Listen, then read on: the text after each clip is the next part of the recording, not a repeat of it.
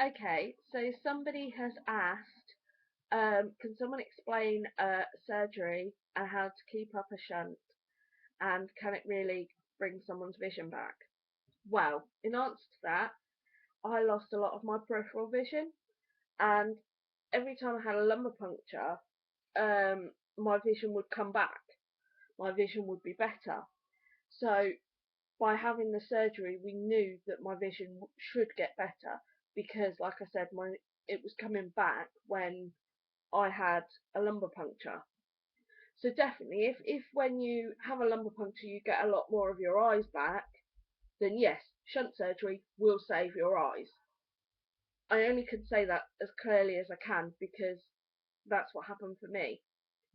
Whether other people are different, yeah, IIH affects everybody so differently.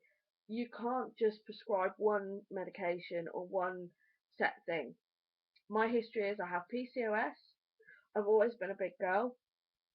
I developed the condition in May 2011. That's when they noticed it. I too had always had my eyes tested every 2 years because I'm a bit short-sighted. Um, I in May 2011 it was diagnosed. In May 2012 I had my shunt. I am now on. I used to be seeing the eye clinic like every couple of months. I now see the eye clinic. I think it's every 6 months. So they are not worried. I went and had new glasses recently, and my optician said that she was really pleased because there's been no change in the backs of my eyes. So the optical nerve looks exactly the same as it did the time before. So it was really good news. Um, so you want me to explain exactly what the surgery is? Well, I have a strata shunt. There are very many different ones. There's something called a delta, and I can't remember. Basically, you've got two main versions of a shunt. One that goes in your head, one that goes in your back. The one that goes in your back, I haven't had that one, but I know a few people that have. Now, you end up with a couple of inch scar on your spine, and they bring the tube round from your back and into your stomach, or your tummy area, your abdomen. So you get another incision on your stomach, and they bring your tube round.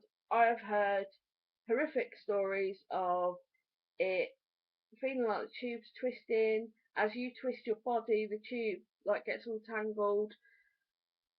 However many of those stories are true, I don't know. But then I have met a woman who had a lumbar shunt and went on to have 15 years of her life, had a baby, everything. She said, "Oh, I've had my shunt for 15 years." I don't know why so many people have IIH because I have a problem with IIH because I have it and I'm cured. Which doesn't really help because I sit there and go, well, hold on, well, like I say, different people have different experiences. So that's the lumbar shunt. The problem with the lumbar shunt is they tend not to have adjustable valves.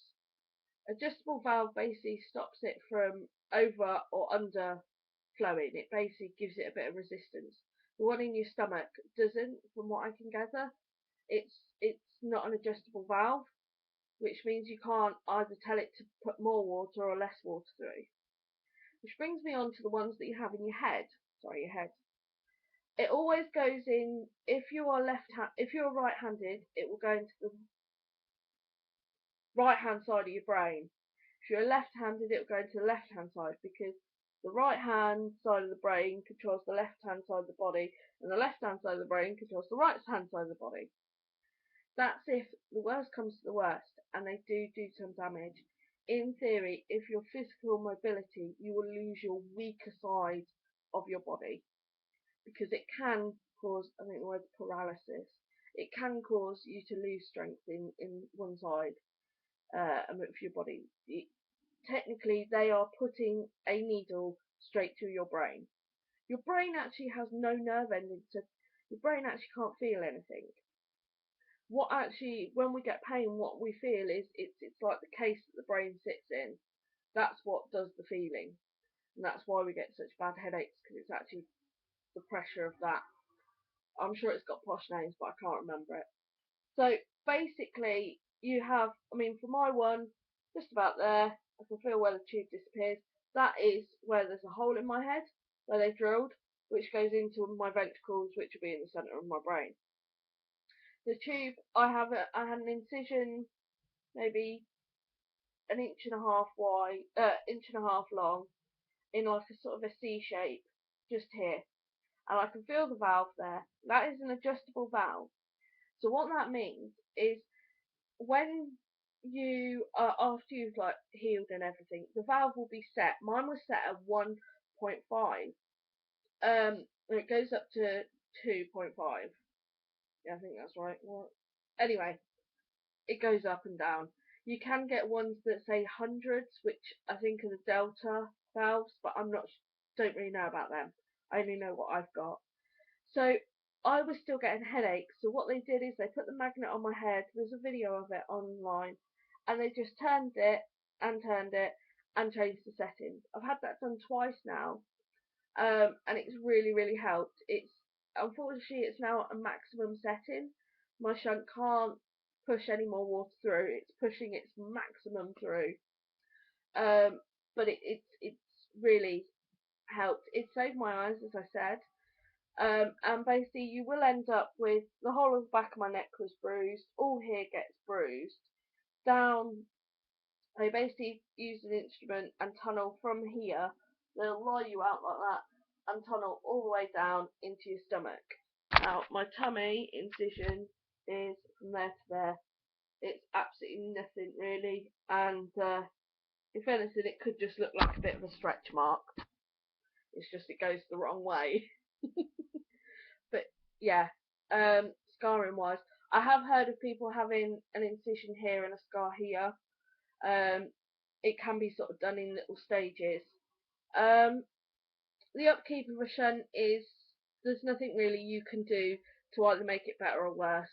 Your shunt goes in, and if it is fine if you don't have any problems within the first 2 years, then in theory you shouldn't have any problems for maybe the next 15 years or even the rest of your life.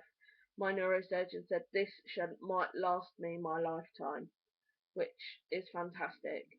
I believe when they have to revise it, depending on why they're revising it, if it's the fact that you've had it for 10 years, then I think all they do is they change the actual valve, that's it. They don't need to do the whole operation all over again. If you get a blockage, then it might be a case of the blockage is somewhere here, so they have to revise from here down. They have to do this bit again, or they might have to do the brain bit again. There's so many different things. I have heard of people having multiple shunts, so they've got like one either side. I believe shunts are good, but they're only as good as your neurosurgeon. I have a fantastic neurosurgeon. He is well known and well recommended for everything from spinal surgery all the way to shunts. I think for him, shunts are easy. They're kind of the boring bread and butter that he does, because he does all sorts of extensive spinal surgery and reconstruction and all sorts of amazingness. He is a fantastic neurosurgeon. I'm very, very lucky. I hope this helps. If not, ask me something else. Peace.